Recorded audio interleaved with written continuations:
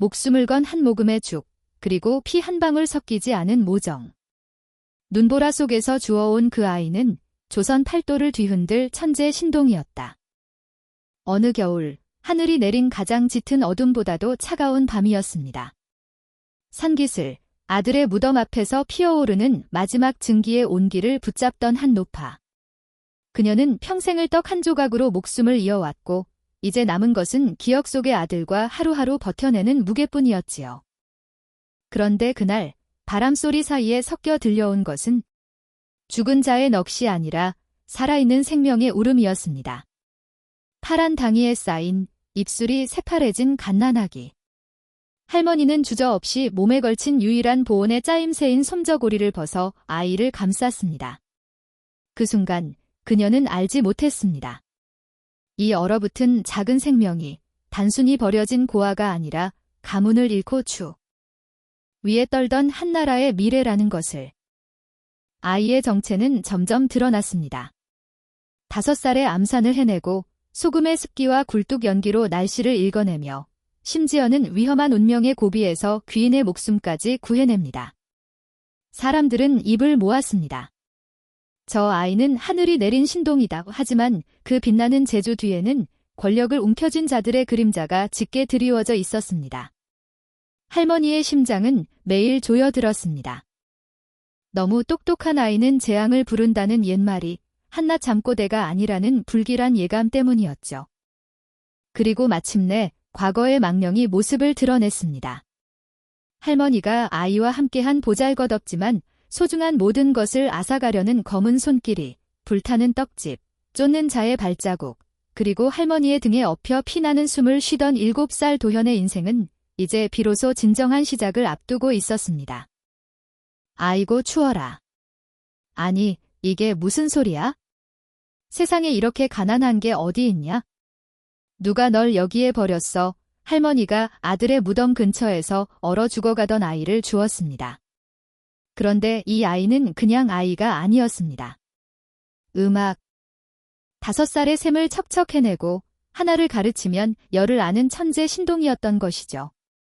피 한 방울 섞이지 않은 남의 자식을 위해 헌신한 바보 같은 할머니.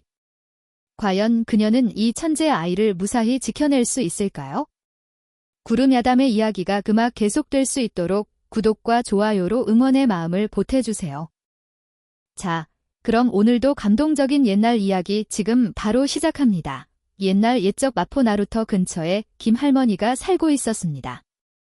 김씨는 작은 떡집을 운영하며 홀로 살아가는 노인이었지요. 젊은 시절 남편을 먼저 보내고 유일한 혈육이었던 아들마저 역병으로 잃은 뒤로는 하루하루를 떡 빚는 일로만 버텨왔습니다. 그해 겨울은 유난히도 혹독했습니다. 동짓날이 가까워 오자 하늘에서는 굵은 눈발이 쉴 새 없이 쏟아져 내렸지요. 마을 사람들은 이런 날씨엔 길을 나서지 말라고 했지만 김씨는 아들 제사를 그냥 넘길 수 없었습니다. 김씨는 낮 장사를 서둘러 마치고 아들이 좋아하던 붉은 팥떡 한 시루를 지고 산을 올랐습니다. 눈은 점점 더 거세게 내렸고 발목까지 빠지는 눈길을. 해쳐 무덤에 도착했을 때는 이미 해가 지고 있었지요. 무덤 앞에 제물을 차리고 제를 올리던 김씨의 눈에서 눈물이 주르륵 흘러내렸습니다. 아들아, 미안하다. 제사상도 변변찮구나 오열하던 김씨가 문득 고개를 들었을 때 희미하게 들려오는 소리가 있었습니다. 처음엔 바람 소리인 줄 알았지요. 하지만 귀를 기울이자 그것은 분명 갓난아이의 울음소리였습니다. 김씨는 황급히 소리가 나는 쪽으로 달려갔습니다.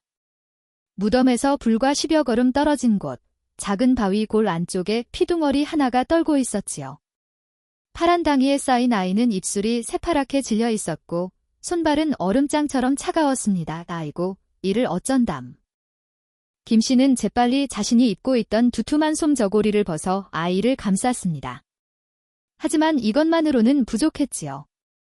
김씨는 아들 무덤에 올렸던 따끈따끈한 팥떡을 가져와 아이 배 위에 올려놓았습니다. 잠깐만 참거라. 할미가 살려줄 테니.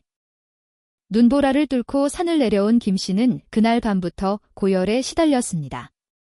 온몸이 불덩이처럼 뜨거웠지만 김씨는 이불 속에 누워있을 수가 없었지요. 아이가 숨을 쉬고는 있지만 너무나도 약하게 떨고 있었기 때문입니다. 제발, 제발 살아다오. 김씨는 떨리는 손으로 맷돌을 돌려 암죽을 쑤었습니다. 쌀을 물에 불려 곱디곱게 갈아 자신의 입술에 대어 온도를 맞춘 뒤 깨끗한 무명천에 적시어 아이 입에 한 방울 한 방울 떨어뜨렸지요. 사흘째 되는 날, 기적처럼 아이가 눈을 떴습니다. 까만 눈망울이 김씨를 또렷하게 바라보았지요. 아이를 살려놓고 보니 김씨는 고민에 빠졌습니다. 파란당이는 고운 비단이었고 옷고름 장식은 예사롭지 않았지요. 아이에게 귀한 이름을 지어주고 싶었습니다. 며칠 뒤 아이의 몸이 완전히 회복되자 김씨는 결심했습니다. 김씨는 가장 맛있게 쪘다고 소문난 팥씨로 떡 한 덩이를 가지고 마을 어귀의 낡은 서당을 찾아갔습니다. 훈장님, 제가 동이를 하나 거뒀는데 떡값 대신 좋은 이름 하나만 지어주십시오. 오 훈장은 떡을 맛있게 먹고 붓으로 종이에 글자를 써 주었습니다. 길도, 도, 자에 어진 현, 자를 써서 도현이라 하게. 바른 길을 가는 어진 사람이 되라는 뜻일세, 도현. 아이고, 감사합니다. 집에 돌아온 김씨는 아이를 안고 말했습니다. 들었냐? 너의 이름이 도현이란다. 정성껏 지어받은 이름이니 이름처럼 귀하게 자라야 한다. 그날부터 김씨의 떡방앗간에는 아기 울음소리가 울려 퍼지기 시작했습니다. 세월은 흘러 도현은 3살이 되었습니다. 아장아장 걸음마를 떼자마자 도현은 떡지비를 거들기 시작했지요. 처음엔 쌀을 씻고 시루에 물을 부어 나르는 심부름만 했습니다. 그러다 5살이 되자 도현은 말을 또박또박하며 놀라운 재주를 보이기 시작했지요. 할머니, 오늘 쌀로 인절미를 만들면 45개가 나와요. 어찌 그리 정확히 아느냐? 한 시루에 15개씩 나오니까요. 3시루면 15에 셋을 곱하면 되잖아요. 김씨는 혀를 내둘렀습니다. 5살짜리 아이가 셈을 하다니 세상에 이런 일이 있을 수 있을까 싶었지요. 더 놀라운 건 도현의 눈썰미였습니다. 저분은 떡을 안 사실 거예요. 왜 그리 생각하느냐? 신발에 흙이 안 묻었어요. 멀리서 온 게 아니라 그냥 산책 나오신 거예요. 그리고 주머니가 홀쭉해요. 정말로 그 양반은 떡집 앞을 지나쳐 갔습니다. 저 아주머니는 떡을 사실 거예요. 어찌 아느냐, 치마에 쌀겨가 묻어 있어요. 집에서 떡을 만들려다 실패하신 거예요. 그래서 급히 사러 오시는 거죠. 과연 그 아주머니는 백설기 2시루를 샀습니다. 김씨는 도현의 영특함에 놀라면서도 한편으로는 불안했습니다. 너무 똑똑한 아이는 제명에 못 산다는 말이 있었기 때문이지요. 장사를 앞둔 어느 봄날, 하늘은 구름 한 점 없이 맑았습니다. 김씨는 신이 나서 도현을 불렀지요. 도현아, 오늘은 장삿날이다. 쌀을 평소 2배로 불려라. 그런데 도현이 김씨의 소매를 잡아 끌며 말렸습니다. 할머니, 안 돼요. 떡을 평소 절반만 하세요. 점심때쯤 폭우가 쏟아질 거예요. 이 녀석아, 하늘이 이렇게 맑은데 무슨 소리냐. 도현은 김씨의 손을 잡고 부엌으로 이끌었지요. 보세요. 소금 단지가 끈적하고 눅눅하죠. 공기에 물기가 가득 찼다는 뜻이에요. 그리고 굴뚝 연기가 하늘로 못 올라가고 바닥으로 깔려요. 공기가 무거워서 그래요? 큰 비가 올 징조예요. 김씨는 반신반의했지만 도현의 말을 믿고 떡을 조금만 쪘습니다. 이웃 떡집들은 산더미처럼 떡을 쪄내며 비웃었지요. 장삿날에 저것밖에 안 해? 장사 포기한 거야? 정오가 지나자 하늘이 갑자기 어두워지더니 장대비가 쏟아졌습니다. 떡을 산더미처럼 쌓아놓은 집들은 비명을 질렀습니다. 다들 비에 젖은 떡을 버리느라 난리였지만 김씨 집만은 손해를 면했습니다. 비가 그친 뒤 웃상인들이 몰려왔습니다. 어떻게 알고 떡을 젓게 했어? 김씨가 도현의 이야기를 전하자 사람들이 혀를 내둘렀지요. 저 어린 것이 소금과 연기만 보고 비를 맞췄다고 하나를 들으면 열을 안다더니 저 아이가 딱 그 짝이네. 이후 도현은 마포 나루터에서 세상 이치를 꿰뚫는 신동으로 소문났습니다. 사람들은 도현을 보러 떡집으로 몰려들었지요. 애야, 올해 콩농사는 어떨 것 같니? 이 물건을 지금 팔까? 묶어둘까? 도현은 그때마다 명쾌한 답을 내놓았고 떡집은 문전성시를 이루었습니다. 김씨는 기뻤지만 한편으로는 불안했습니다. 너무 눈에 띄는 것이 과연 좋은 일일까 하는 걱정이 들었기 때문이지요. 도현의 소문이 퍼진 지 며칠 뒤 고을에 새 사또가 부임했습니다. 떡집 앞 큰 길로 화려한 행렬이 지나갔지요. 호위 무사들이 위풍당당하게 걸었고 가운데에는 말을 탄 사또가 위엄있게 앉아 있었습니다. 마을 사람들은 모두 고개를 숙였습니다. 김씨도 도현의 손을 잡고 고개를 조아렸지요. 그런데 도현이는 고개를 들고 말의 발굽을 유심히 쳐다보고 있었습니다. 사또가 채찍을 드는 순간 도현이 튀어나갔습니다. 안 돼요. 멈추세요. 위험해요. 호위 무사들이 소리쳤지요. 이 무슨 버르장머리냐. 창을 든 무사가 도현을 위협하려 하자 김씨가 기겁하며 아이를 감싸 안았습니다. 사또가 말고삐를 당기며 물었습니다. 무슨 일이냐? 도현은 또랑또랑한 목소리로 말했습니다. 말이 아파서 왼쪽 뒷다리를 절뚝거려요. 안장이 오른쪽으로 쏠렸어요. 지금 달리면 쿵 하고 떨어져요. 사또가 내려서 확인해보니 정말로 말발굽에 편자가 깨져 있었고 안장끈은 끊어지기 직전이었습니다. 도현의 말대로 달렸다면 큰 낙마 사고가 날 뻔한 상황이었지요. 사또는 도현의 머리를 쓰다듬었습니다. 너의 눈썰미가 매보다 날카롭구나. 내가 내 목숨을 구했다. 이 사건으로 도현은 사또의 목숨을 구한 똑똑한 아이로 명성이 꼬리를 물고 퍼졌습니다. 소문이 퍼질수록 김씨는 밤잠을 이루지 못했습니다. 도현이 똑똑하다는 것이 자랑스럽기보다는 두려웠지요. 세상은 튀는 사람을 가만두지 않는다는 것을 김씨는 너무나도 잘 알고 있었습니다. 그날 밤 김씨는 도현을 꼭 끌어안았습니다. 이 도현아, 할미 말 잘 들어야 한다이네. 할머니 세상은 모난 도리정 맞는단다. 내가 똑똑한 건 할미가 제일 잘 알지? 하지만 그걸 남들한테 보이면 안 된다. 김씨의 눈에서 눈물이 주르륵 흘러내렸습니다. 제발 내 앞에서만 똑똑하고 남들 앞에서는 바보가 되거라. 도현은 어린 나이였지만 할머니의 두려움을 느낄 수 있었습니다. 할머니가 자신을 얼마나 사랑하는지, 얼마나 걱정하는지 알 수 있었지요. 다음 날부터 도현은 콧물을 흘리며 바보 흉내를 내기 시작했습니다. 사람들이 물어도 도현은 딴청만 피웠지요. 얼마 전까지 신동이라 불리던 아이가 갑자기 바보가 되었다며 사람들은 수군거렸습니다. 그러게 말이야. 너무 똑똑하면 제명에 못 산다더니. 귀신이 씌었다가 빠진 게 아닐까. 김씨는 가슴이 아팠지만 그래도 이게 도현을 지키는 길이라 믿었습니다. 도현에게는 어릴 때부터 간직해온 보물이 하나 있었습니다. 바로 김씨가 무덤가에서 도현을 주었을 때 강보에 함께 들어있던 작은 옷고름 반지였지요. 도현에게는 그것이 유일한 장난감이었습니다. 반지는 겉으로 보기에는 평범해 보였지만 안쪽을 자세히 들여다보면 작은 글씨가 새겨져 있었습니다. 도현은 그 글씨를 손가락으로 만지며 궁금해했지요. 어느 날 도현은 김씨에게 물었습니다. 할머니, 이 글씨가 무슨 뜻이에요? 김씨는 글을 몰랐습니다. 평생 떡만 빚으며 살아온 사람이었지요. 하지만 도현을 위해 이웃 훈장님께 물어보았습니다. 민유방본, 이라 쓰여 있구려. 백성은 오직 나라의 근본이라는 뜻이요. 김씨는 도현에게 그 뜻을 알려주었습니다. 백성이 나라의 근본이란다. 백성을 귀하게 여겨야 한다는 뜻이지. 도현은 그 말을 곰곰이 되새었습니다. 5살 아이였지만 그 뜻을 이해하려 애썼지요. 할머니, 그런 백성이 제일 중요한 거예요. 그렇단다. 도현은 떡집을 둘러보았습니다. 매일 떡을 사러 오는 사람들, 힘든 일을 하고 와서 떡 한 조각으로 배를 채우는 사람들. 그들이 바로 백성이었지요. 할머니는 매일 떡을 만들어서 사람들을 배불리시잖아요. 그건 장사를 하는 거란다. 오, 할머니도 사람을 살리시는 거예요.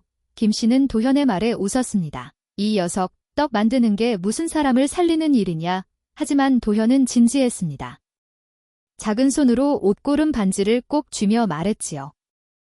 저도 할머니처럼 사람을 살리는 사람이 되고 싶어요. 어떻게? 배고픈 사람을 배부르게 하고, 아픈 사람을 낫게 하고, 억울한 사람을 도와주고 싶어요. 김씨는 도현의 머리를 쓰다듬었습니다. 어린 나이에 벌써 이런 생각을 하다니 기특하면서도 한편으로는 걱정이 되었지요. 도현은 그날부터 옷고름 반지를 더욱 소중히 여겼습니다. 잠잘 때도 손에 쥐고 잤고 떡집이를 도울 때도 손가락에 끼고 있었지요. 그리고 어려운 일이 생길 때마다 옷고름 반지를 만지작거리며 속으로 되뇌었습니다. 민유방본. 백성이 근본이다. 이 말은 훗날 도현의 삶을 이끄는 나침반이 되었습니다. 그러던 어느 날 떠돌이 선비 하나가 떡집 평상에 앉아 쉬고 있었습니다. 선비는 낡은 비망록을 꺼내 한숨을 쉬며 들여다보았지요. 그 책에는 친구가 목숨 걸고 쓴 글이 담겨 있었지만 마지막 장에는 이름 대신 붉은 도장이 하나 찍혀 있을 뿐이었습니다. 이 도장의 주인이 누구인지 밝혀져야 증거가 될 텐데 도장을 잃어버렸으니 증명할 길이 없구나. 선비가 책을 들여다보는 동안 옆에서는 도현이 김씨를 도와 절편을 만들고 있었습니다. 도현은 장난기가 발동했지요.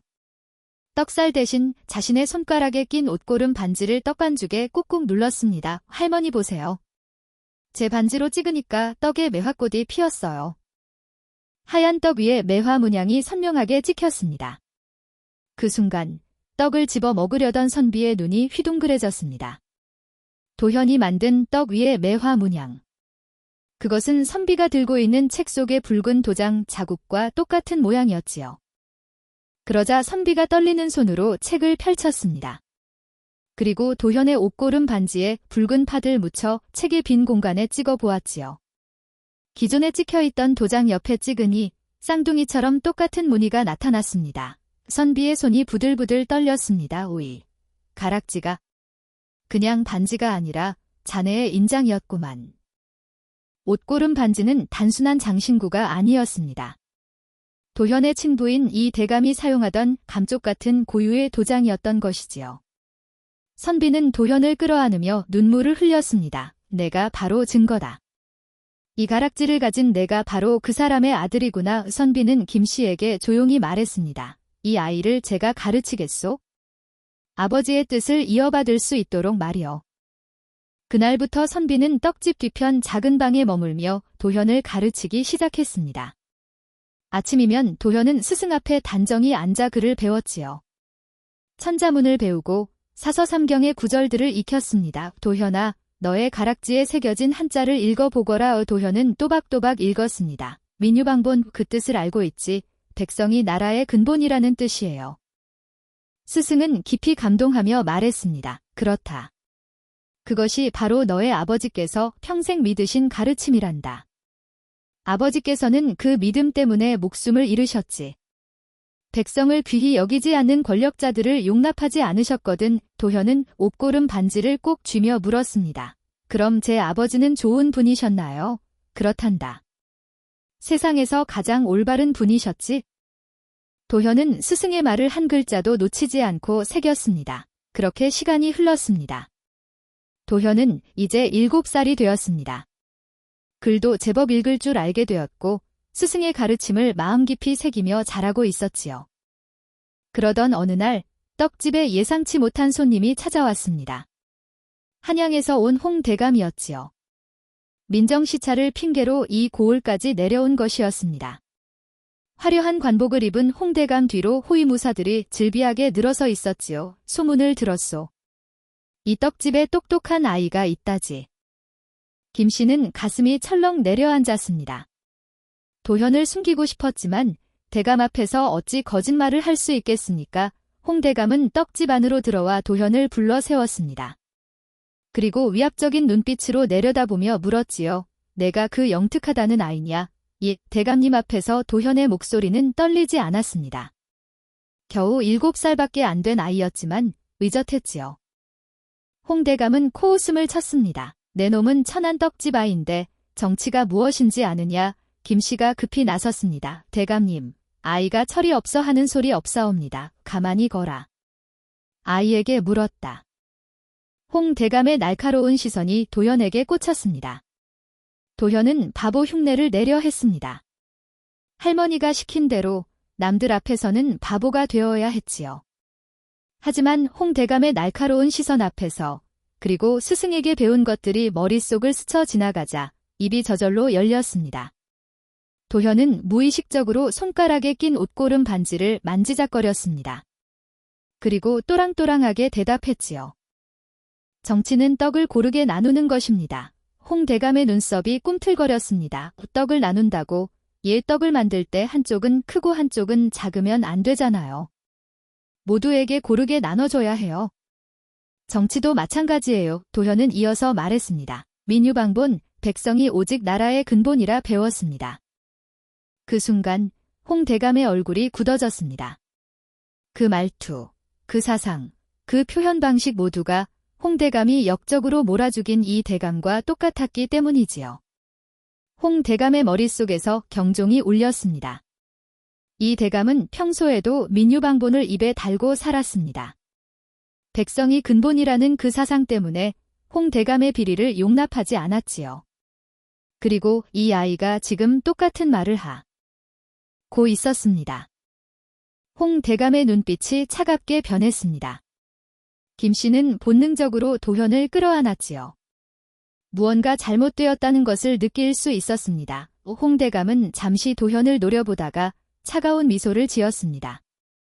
그의 머릿속에는 한 가지 생각만이 맴돌았습니다. 저 아이, 혹시 그 핏줄이 아닐까? 홍 대감은 도현에게 성큼 다가왔습니다. 그리고 거칠게 도현의 멱살을 움켜쥐었지요.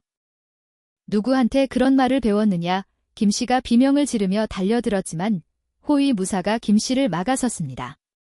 김씨는 무사의 팔을 붙잡고 애원했지요. 아이를 놔주시옵소서. 제발. 하지만 홍 대감은 듣지 않았습니다. 도현을 흔들어대며 소리쳤지요. 대답해라. 누가 가르쳤느냐? 그 순간이었습니다. 도현의 품에서 무언가가 툭 떨어져 바닥에 굴렀습니다. 옷고름 반지였지요. 홍 대감의 눈이 그 가락지에 꽂혔습니다. 순간 동작을 멈췄지요. 떨리는 손으로 가락지를 집어든 홍 대감은 햇빛에 비춰 자세히 들여다보았습니다. 안쪽에 새겨진 매화 문양을 보는 순간 홍 대감의 온몸이 얼어붙었습니다. 그것은 자신이 없애버리려 했던 이 대감의 인장이었습니다. 홍 대감이 역적으로 몰아죽인 그 친구의 도장이었지요. 이것이 어찌? 홍 대감의 손이 부들부들 떨렸습니다. 홍 대감은 7년 전을 떠올렸습니다. 이 대감을 영모로 몰아죽이던 그날, 이 대감에게는 어린 아들이 하나 있었지요. 영모 사건이 터졌을 때 그 아이는 종적을 감췄습니다. 홍 대감은 아이가 어딘가에서 죽었을 거라 생각했지요. 하지만 지금 눈앞에 있는 이 아이는 이 대감의 사상을 품고 그의 인장을 지니고 그와 똑같은 말을 하는 이 아이는 이놈이 그 핏줄이구나. 홍 대감의 눈빛이 차갑게 식었습니다. 살려두면 내 목을 죄어 오겠어. 홍 대감의 머릿속이 빠르게 돌아갔습니다. 이 아이가 자라서 진실을 알게 되면 반드시 복수를 하러 올 것이었지요. 그 전에 없애야 했습니다.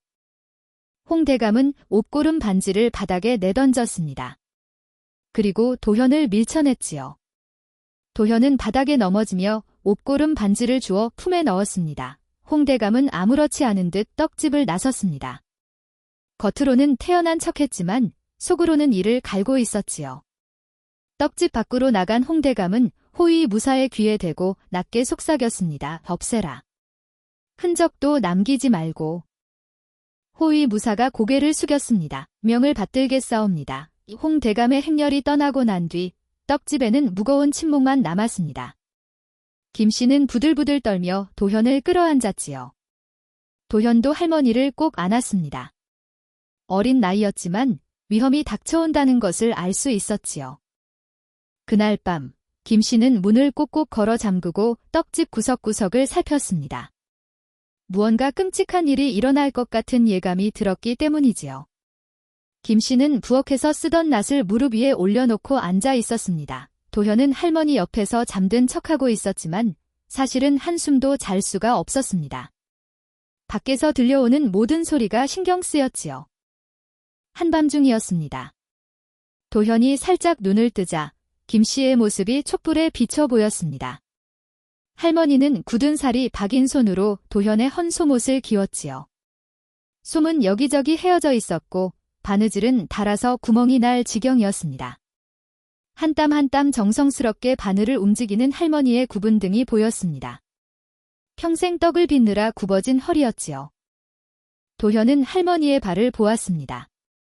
눈보라 치던 밤, 자신을 구하느라 동상에 걸린 발가락 끝은 검게 변해 있었고 발 뒤꿈치는 갈라져 있었습니다. 도현의 가슴이 뜨거워졌습니다. 할머니는 자신을 위해 헌신했습니다. 갓난아기였던 자신을 살리기 위해 목숨을 걸었고 자란 동안 단 하루도 편한 날이 없었지요. 도현의 눈에서 눈물이 주르륵 흘러내렸습니다. 소리 없이 눈물을 닦으며 다짐했지요. 반드시 살아남아야 해. 할머니께 비단 꽃신을 신겨드릴 거야. 도현이 조용히 움직이자 김씨가 고개를 돌렸습니다. 도현아, 잠이 안 오느냐? 도현이 김씨의 품에 안겼습니다. 괜찮다. 할미가 지킨다. 아무도 너를 해치지 못하게 할 게다. 너는 할미의 전부란다. 두 사람은 그렇게 서로를 꼭 안고 밤을 새웠습니다. 밖에서는 이따금 이상한 소리가 들렸지만 두 사람은 움직이지 않았지요. 다음 날 아침, 도현은 평소처럼 떡집이를 도왔습니다. 하지만 눈은 쉬지 않고 주변을 살폈지요.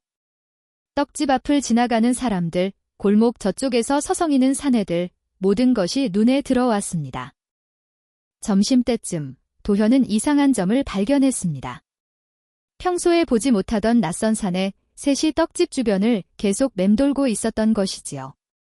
그들은 떡을 사는 것도 아니고 그저 떡집을 지켜보고 있었습니다. 도현은 그들의 신발을 유심히 관찰했습니다. 오, 붉은 황토가 묻어있네. 마포 나루터 근처에는 붉은 황토가 없었습니다. 저 흙은 한양 북쪽, 홍대감의 별장 근처에서나 볼 수 있는 흙이었지요. 도현은 계속 관찰했습니다. 저 사내들은 서로 눈짓과 손짓으로 신호를 주고받았습니다. 그리고 하늘을 자주 쳐다보았지요. 한 사내가 손가락을 핥아 공중에 들어 올렸습니다. 바람의 방향을 확인하는 동작이었지요. 다른 사내는 떡집 뒤편을 힐끔힐끔 살피고 있었습니다. 바람의 방향을 보고 있어. 도현의 머릿속이 빠르게 돌아갔습니다. 오늘 밤 바람은 북서쪽에서 불어올 것이었습니다.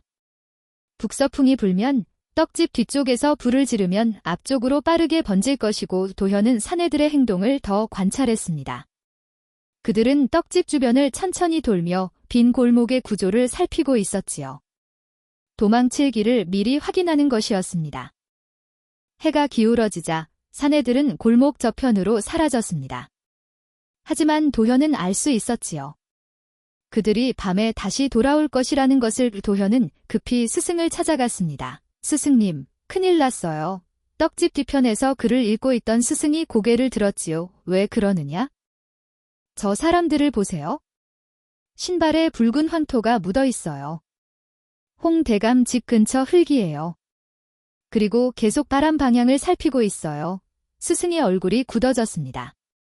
도현이 이어서 말했습니다. 오늘 밤 북서풍이 불 때 저들이 불을 지르러 올 거예요. 떡집 뒤편 구조까지 다 살폈어요. 스승은 곧바로 김씨를 불러 상황을 설명했습니다. 김씨의 얼굴이 하얗게 질렸지요. 그럼 우리가 어찌 해야 하느냐? 도현이 침착하게 말했습니다. 짐을 챙겨야 해요. 그리고 밤이 되면 도망쳐야 해요. 뒷문 쪽으로 빠져나가야 합니다. 스승이 고개를 끄덕였습니다. 그래, 내가 미리 뒷문 근처에 빠져나갈 곳을 만들어 놓겠다. 불이 나면 그리로 나가자. 그날 밤을 대비해 세 사람은 조용히 도망칠 준비를 시작했습니다. 김씨는 가장 소중한 물건들을 작은 보자기에 담았고 스승은 뒷문에 사람이 빠져나갈 수 있는 구멍을 조심스럽게 만들었지요. 도현은 옷고름 반지와 비망록을 품에 꼭 간직했습니다. 해가 완전히 지자 집은 어둠에 잠겼습니다. 세 사람은 숨을 죽이고 그 순간을 기다렸지요. 밤이 깊어지자 북서풍이 불기 시작했습니다. 도현의 예측대로였지요. 세 사람은 보따리를 챙겨 뒷문 근처에서 숨을 죽이고 기다렸습니다. 한밤중 어둠 속에서 인기척이 들렸습니다. 홍대감의 사병들이 떡집 뒤편으로 살금살금 다가왔지요. 그들은 사방을 둘러보더니 떡집 벽에 불을 붙이기 시작했습니다. 타닥타닥 불꽃이 튀기는 소리가 들렸습니다. 순식간에 불길이 치솟았습니다. 맵고 검은 연기가 방 안으로 스며들어왔지요. 북서풍이 불길을 더욱 거세게 만들었습니다. 지금이다. 스승의 속삭임에 세 사람은 뒷문 개구멍을 통해 기어나왔습니다. 밖으로 나온 순간 뜨거운 열기가 얼굴을 때렸습니다. 불길은 이미 떡집 전체를 집어삼키기 시작하고 있었지요. 하지만 몇 걸음 가지 못해 김씨가 발을 멈췄습니다. 뒤를 돌아보니 떡집 전체가 불길에 휩싸이고 있었지요. 활활 타오르는 불길 속에서 모든 것이 사라지고 있었습니다. 남편과 함께 일군 터전, 아들을 키운 그곳, 도현과 함께한 모든 추억이 제가 되어가고 있었지요. 떡을 찌던 시루, 방앗간 찌턴 맷돌, 도현이 처음 걸음마를 떼던 마당, 모든 것이 불길에 휩싸여 사라지고 있었습니다. 김씨는 그 자리에 얼어붙었습니다. 발이 떨어지지 않았지요. 김씨의 눈에서 눈물이 주르륵 흘러내렸습니다. 그때 떡집 안에서 꽝 하는 소리가 들렸습니다. 천장이 무너지는 소리였지요. 목숨이 중합니다. 훗날을 도모해야 합니다. 스승이 김씨의 팔을 잡아당겼습니다. 김씨는 눈물을 먹삼고 도현의 손을 꼭 쥐었습니다. 그리고 마지막으로 불타는 떡집을 바라보았지요. 가자. 도현아. 세 사람은 어둠 속으로 달렸습니다. 뒤에서는 자객들의 고함 소리가 들렸습니다. 놈들이 도망쳤다. 찾아라. 뒷문 쪽이다. 저쪽을 수색해라. 김씨는 도현의 손을 놓지 않았습니다. 평생 떡 빚던 그 악력으로 도현의 손을 꼭 쥐고 달렸지요. 불빛이 점점 멀어졌습니다. 하지만 자객들의 발소리는 점점 가까워지고 있었습니다. 숨을 헐떡이며 달리던 세 사람이 갈림길에 섰습니다. 왼쪽은 산으로 가는 길이었고 오른쪽은 강가로 가는 길이었지요. 김씨가 왼쪽을 가리키며 말했습니다. 산으로 가자. 숲에 숨으면 찾기 어려울 게다. 하지만 도현이 김씨의 팔을 붙잡았습니다. 왜 그러느냐? 도현은 잠시 두 길을 번갈아 보았습니다. 산길은 가파르고 험했지만 숨을 곳이 많아 보였지요. 하지만 도현의 머릿속은 다르게 돌아가고 있었습니다. 저 사람들은 우리가 산으로 갈 거라 생각할 거예요. 분명히 산길에 매복하고 있을 거예요. 스승이 고개를 끄덕였습니다. 맞는 말이다. 도망치는 사람은 일산으로 가기 마련이지. 도현이 오른쪽 길을 가리켰습니다. 갈대밭으로 가야 해요. 갈대가 사람 키보다 높아서 그 안에 숨으면 찾을 수 없어요. 게다가 강물 소리가 발소리를 덮어줄 거예요. 김씨가 걱정스러운 표정으로 물었습니다. 하지만 강가는 탁 트여 있지 않느냐? 달빛에 우리 모습이 보일 텐데. 도현이 하늘을 올려다보았습니다. 오늘 밤은 구름이 두껍게 끼었어요. 달빛이 약해서 오히려 우리를 숨기기 좋아요. 그리고 강에는 안개가 자주 끼어요. 스승이 도현의 어깨를 두드렸습니다. 역시 영특하구나. 그래, 내 판단을 믿겠다. 세 사람은 도현의 판단을 믿고 강가로 향했습니다. 얼마 후 뒤쪽 산길에서 횃불빛이 보였습니다. 자객들이 산으로 올라가고 있었지요. 저기 있을 게다. 산을 철저히 뒤져라. 나무 뒤, 바위 틈 모두 확인해라. 도현의 판단이 옳았습니다. 1차 포위망을 무사히 빠져나온 것이지요. 세 사람은 강가에 도착했습니다. 과연 도현의 말대로 강물에서 피어오르는 물안개가 주변을 뿌옇게 감싸고 있었지요. 저기 갈대밭이 보여요. 어서 숨어요. 세 사람은 갈대밭 속으로 몸을 숨기며 한숨을 돌렸습니다. 갈대는 사람 키의 2배는 되어 보였습니다. 그 사이에 웅크리고 앉으니 밖에서는 전혀 보이지 않았지요. 멀리서 자객들이 산을 수색하는 소리가 들렸지만 점점 멀어져 갔습니다. 도현은 조용히 숨을 고르며 다음 행동을 생각했습니다. 갈대밭을 빠져나와 강둑을 따라가던 중이었습니다. 어둠 속에서 도현이 돌뿌리에 걸려 넘어지고 말았지요. 도현은 비명을 삼키며 발목을 움켜쥐었습니다. 발목이 심하게 삔 듯 일어서려 하자 통증이 엄습했지요. 김씨가 급히 달려왔습니다. 도현의 발목은 이미 퉁퉁 부어오르고 있었지요. 그때 멀지 않은 곳에서 외침이 들렸습니다. 저쪽이다. 강가를 수색하라. 자객들이 산에서 내려와 이쪽으로 오고 있었습니다. 도현은 일어서려 했지만 발목에 체중이 실리자 그대로 주저앉고 말았지요. 김씨가 도현 앞에 등을 돌리며 앉았습니다. 어서 올라타거라 할머니, 저 너무 무거워요. 도현은 이제 7살이었습니다. 갓난아기 때처럼 가볍지 않았지요. 저 때문에 할머니까지 죽으면 안 돼요. 하지만 김씨는 도현을 등에 업었습니다.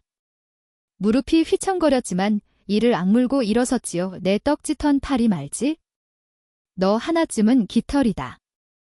김씨는 그렇게 말했지만 사실 무릎이 끊어질 듯 아팠습니다. 60이 넘은 노인의 몸으로 다 큰 아이를 업는다는 것은 보통 일이 아니었지요. 하지만 김씨는 멈추지 않았습니다. 한 걸음, 두 걸음. 땀이 비 오듯 쏟아졌습니다. 숨이 턱까지 차올랐지요. 무릎이 후들거렸고 등은 불타는 것처럼 아팠습니다. 할머니, 제발 저 내려놓으세요. 도현이 울먹이며 말했지만 김씨는 대답하지 않았습니다. 대답할 숨조차 남아있지 않았지요. 김씨의 머릿속에는 죽은 아들의 모습이 떠올랐습니다. 역병으로 죽어가던 아들을 살리지 못했던 그날, 아들의 차가워지는 손을 잡고 통곡하던 그날 집안에는 지킨다. 이번에는 절대 놓지 않는다. 김씨는 질길을 걸었습니다. 발이 질퍽하게 빠질 때마다 온몸에 힘을 다해 발을 빼냈지요. 무릎이 꺾일 것 같았지만 죽은 아들을 생각하며 초인적인 힘을 냈습니다. 뒤에서 자객들의 외침이 점점 가까워졌습니다. 하지만 김씨는 멈추지 않았습니다. 도현을 업은 채 어둠 속을 걸어갔지요. 김씨가 도현을 업고 간신히 나루터에 도착했습니다. 스승이 미리 와서 배 한 척을 준비해 두고 있었지요. 하지만 뒤에서 말발굽 소리가 들렸습니다. 홍 대감의 사병들이 곧 도착할 것이었습니다. 어서 태워요. 스승이 김씨와 도현을 배에 태웠습니다. 그런데 스승은 배에 오르지 않았지요. 대신 품에서 작은 손칼을 꺼내 나루터에 묶여있던 다른 배들의 밧줄을 재빠르게 끊기 시작했습니다. 선비님, 뭐 하시는 거예요? 스승은 대답 대신 자신의 갓과 두루마기를 벗어 반대편 갈대 숲으로 힘껏 던졌습니다. 바로 그때 사병들이 나루터에 도착했지요. 저기다. 저 갈대밭으로 도망쳤다. 사병들이 갈대 숲 쪽으로 우르르 달려갔습니다. 밧줄이 끊긴 배들은 물살에 떠내려가기 시작했고 사병들은 배를 잡으려 우왕좌왕했지요. 김씨가 외쳤습니다. 선비님도 태워요. 하지만 스승은 배를 강으로 힘껏 밀어내며 미소 지었습니다. 나는 미끼가 되어 놈들을 따돌리겠소.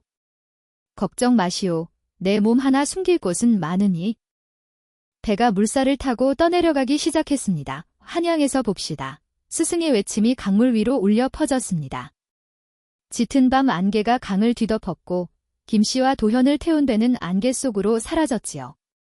스승은 혼란을 틈타 유유히 어둠 속으로 몸을 숨겼습니다. 도현은 안개 속에서 스승이 있던 쪽을 바라보며 눈물을 흘렸습니다. 스승님, 꼭 살아계세요. 나루배는 안개를 뚫고 강 건너편에 무사히 닿았습니다. 김씨와 도현은 배에서 내렸지만 어디로 가야 할지 막막했지요. 떡집도 불탔고 의지할 사람도 없었습니다. 홍 대감의 추격은 계속될 것이었고 조선팔도 어디든 그의 손길이 미칠 것이었습니다. 두 사람은 강가를 따라 걷기 시작했습니다. 도현은 다친 발목 때문에 절뚝거렸고 김씨는 무릎이 아파 제대로 걷기가 힘들었지요. 해가 뜨자 강가에 피난민 무리가 보였습니다. 짐을 잔뜩 지고 있는 사람들, 아이를 업은 여인들, 지팡이를 짚은 노인들이 줄지어 걸어가고 있었지요. 어디서 오시는 길이요? 김씨가 한 사람에게 물었습니다. 홍수가 나서 마을이 통째로 떠내려갔습니다. 집도 잃고 먹을 것도 없어서 임금님께 구휴를 받으러 가는 중이지요. 임금님이요. 도현의 귀가 번쩍 뜨였습니다. 그렇습니다. 임금님께서 근처 행궁에 계신다고 들었습니다. 행궁이 어디 있습니까? 여기서 하루길 거리에 있다지요. 우리도 그리로 가는 중입니다. 피난민들이 다시 걸음을 옮겼습니다. 김씨와 도현은 그 자리에 서서 한참을 생각에 잠겼지요. 도현아, 우리도 저들을 따라가 볼까? 하지만 도현은 대답하지 않았습니다. 옷고름 반지를 꺼내 손바닥에 올려놓고 한참을 들여다보았지요. 도현의 머릿속이 빠르게 돌아갔습니다. 도망친다고 해결될 일이 아니었습니다. 이대로 숨어 산다면 평생 숨어 살아야 했지요. 홍 대감은 조선 팔도 어디든 손을 뻗칠 수 있는 권력자였습니다. 도현은 품속에서 비망록을 꺼냈습니다. 아버지가 목숨을 걸고 남긴 증거였지요. 그리고 스승님이 7년 동안 지켜온 기록이었습니다. 이것으로 진실을 밝혀야 해. 도현은 결심을 굳혔습니다. 할머니, 이제 도망 안 가요. 김씨의 눈이 커졌습니다. 무슨 소리냐. 도현은 옷고름 반지를 꼭 쥐며 말했습니다. 평생 도망치며 살 수는 없어요. 옷고름 반지에 쓰여 있잖아요. 백성이 근본이라고. 백성인 저희가 억울하면 임금님께서 들어주실 거예요. 김씨는 도현의 눈을 보았습니다. 7살 아이의 눈이라고 믿기 힘들 정도로 단호하고 결연했지요. 다음 날 아침, 두 사람은 행궁을 향해 걸음을 옮겼습니다. 하루 종일 걸어서 해질 무렵 행궁이 보였습니다. 품속에는 아버지의 옷고름 반지와 비망록이 있었고 가슴속에는 민유방본이라는 신념이 있었습니다. 도현은 행궁 정문 앞에 섰습니다. 그리고 깊게 숨을 들이마셨지요. 이제 시작이다. 도현은 문지기에게 다가갔습니다. 임금님을 뵙고 싶습니다. 문지기가 코웃음을 쳤지요. 어린 것이 무슨 헛소리냐? 썩 물러가거라. 하지만 도현은 물러서지 않았습니다. 대신 옆에 걸려있는 징을 보았지요. 격쟁의 징이었습니다. 백성이 억울함을 호소하기 위해 징을 쳐서 임금의 행차를 멈추는 것이었지요. 도현은 징세를 들었습니다. 땡. 땡. 땡. 징소리가 행궁 전체를 울렸습니다. 이놈, 감히. 문지기들이 달려들었지만 도현은 계속 징을 쳤지요. 행궁 안에서 소란이 일었습니다. 격쟁의 징소리에 임금이 나오지 않을 수 없었지요. 얼마 후 행궁문이 열리며 임금의 행차가 나왔습니다. 호위 무사들이 도현을 에워쌌지만 임금이 손을 들어 막았습니다. 어린아이가 무슨 일로 격쟁을 울렸느냐? 바로 그때 행궁에서 한 사람이 뛰쳐나왔습니다. 홍 대감이었습니다. 홍 대감의 얼굴이 새하얗게 질려 있었지요. 이미 죽었다고 생각한 아이가 임금 앞에 나타난 것이었습니다. 당장 베어야 합니다. 저놈은 역적 이 대감의 자식이옵니다. 하지만 임금은 도현의 눈을 보았습니다. 7살 아이의 눈빛이라고는 믿기 힘들 정도로 결연했지요. 두려움도 있었지만 그보다 더 강한 의지가 담겨 있었습니다. 아이의 말을 들어보겠노라 애전하, 안 되옵니다. 홍 대감이 다급하게 말했지만 임금은 손을 저었습니다. 짐이 직접 판단하겠노라.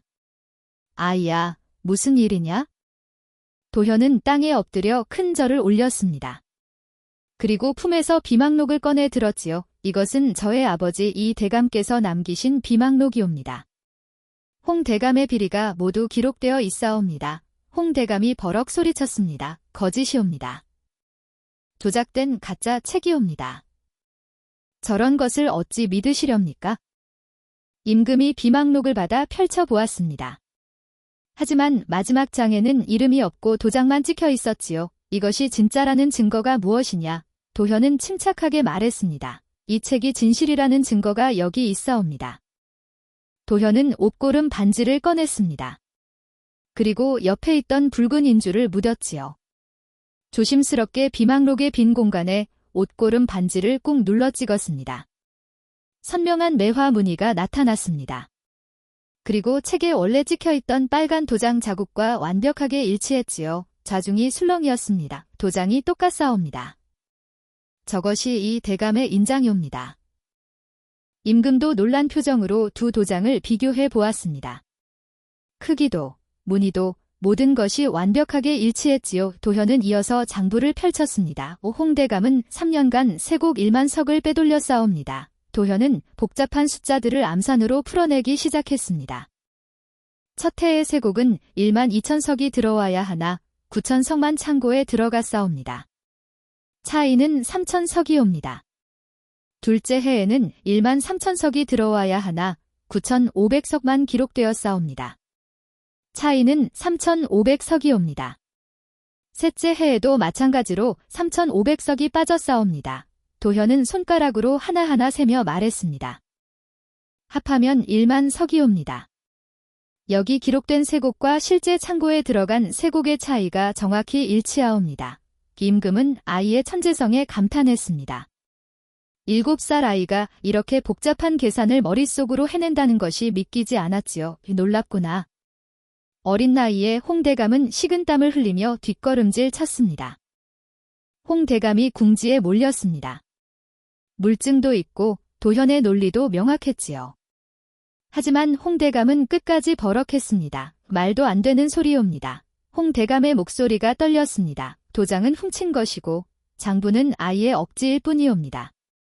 7살짜리 아이의 말을 어찌 믿으시렵니까? 임금이 미간을 찌푸렸습니다. 그렇다면 홍대감, 내가 결백하다는 증거를 대어라. 소인은 평생 충성을 다했사옵니다. 이 아이는 역적의 자식으로 저를 모함하려는 것이옵니다. 홍대감이 땅을 치며 울부짖었지요. 증인을 대시오. 증인도 없이 어찌 사람을 죄인으로 몰 수 있사옵니까? 바로 그때였습니다. 여기 산 증인이 있어. 우렁찬 목소리가 어전을 울렸습니다. 한 선비가 당당한 걸음으로 어전으로 걸어 들어왔습니다. 도현의 눈이 휘둥그레졌습니다. 스승님이었습니다. 나루터에서 헤어진 뒤 한양으로 와서 이 순간을 기다리고 있었던 것이지요. 홍대감의 얼굴이 새하얗게 질렸습니다. 저 놈이 어찌 스승이 임금 앞에 무릎을 꿇었습니다. 소인은 이 대감의 벗이었사옵니다. 모든 진실을 알고 있사옵니다.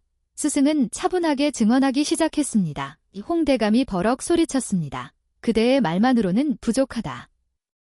다른 증거를 대라. 스승이 품에서 낡은 서찰을 꺼냈습니다. 이것은 이 대감께서 소인에게 보낸 마지막 편지옵니다. 임금이 서찰을 받아 읽었습니다. 그리고 고개를 끄덕였지요. 물증, 논리, 증인. 세 가지가 모두 갖춰졌습니다. 홍대감은 그 자리에 주저앉았습니다. 더 이상 변명할 여지가 없었지요. 임금이 낮은 목소리로 명했습니다. 홍대감을 파직하고 유배형에 처하라.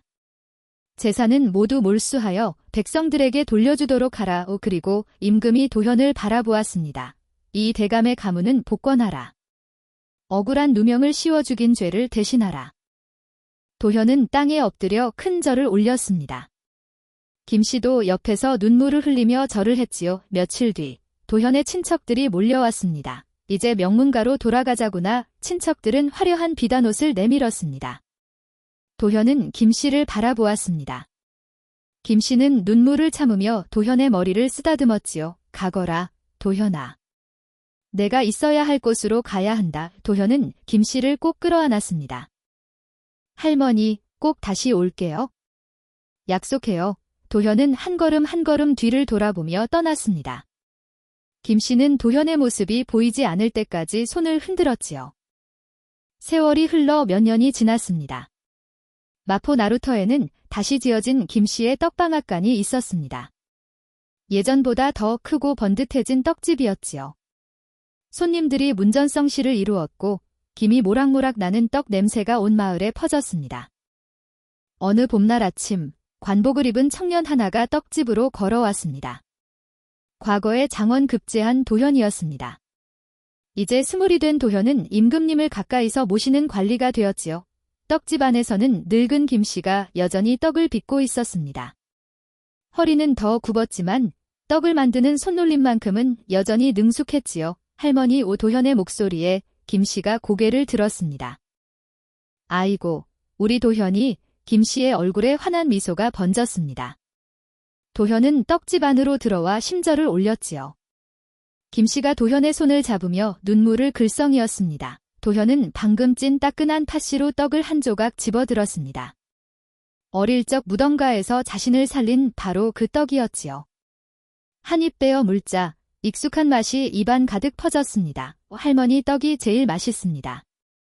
김씨가 도현의 등을 토닥였습니다. 김씨의 얼굴에는 행복한 미소가 가득했지요. 도현은 품에서 비단 보자기를 꺼냈습니다. 그 안에는 고운 비단 꽃신 한 켤레가 들어있었지요. 할머니, 이거 신으세요. 제가 어릴 때 다짐했던 거 기억하세요? 할머니께 비단 꽃신을 신겨드리겠다고 김씨의 눈에서 눈물이 주르륵 흘러내렸습니다. 할머니가 저를 살려주셨잖아요. 눈보라 치던 그날 솜저고리를 벗어 저를 감싸주셨고 따뜻한 떡으로 제 목숨을 살려주셨어요. 도현도 눈시울이 붉어졌습니다. 자객들이 쫓아올 때도 할머니는 저를 업어주셨어요. 할머니가 아니었다면 저는 진작에 죽었을 거예요. 김씨가 도현을 꼭 끌어안았습니다. 아니다. 도현아. 내가 있어서 할미가 살았다. 죽은 아들을 잃고 혼자 남았을 때 할미는 살아갈 이유가 없었단다. 그런데 내가 왔지? 내가 할미에게 다시 살아갈 이유를 준 거야. 두 사람은 한참을 그렇게 끌어안고 있었습니다. 떡집 한쪽에서는 스승이 흐뭇한 미소로 두 사람을 바라보고 있었습니다. 스승도 이제 관직에 복고하여 도현과 함께 일하고 있었지요. 도현과 김씨는 마당으로 나왔습니다. 마당 한가운데 심어진 매화나무의 꽃이 흐드러지게 피어 있었습니다. 도현이 어릴 적 심은 나무였지요. 도현은 옷고름 반지를 꺼내 햇빛에 비춰보았습니다. 가락지 안쪽의 글자가 햇살에 반짝였지요. 도현은 백성이 오직 나라의 근본이라는 그 가르침을 평생 잊지 않았습니다. 관리가 된 뒤에도 백성을 위하는 정치를 펼쳤고 억울한 사람을 돕는 일에 앞장섰지요. 두 사람은 손을 맞잡고 활짝 웃었습니다. 세상에는 피로 맺어진 가족도 있지만 사랑으로 맺어진 가족도 있습니다. 진정한 가족은 혈연이 아니라 마음으로 이어진다는 것을 도현은 보여주었습니다. 다음 영상을 빠르게 만나보시려면 좋아요와 구독을 눌러주세요. 지금 화면에 나오는 구름야담의 더 재미있는 영상들도 함께 해주세요.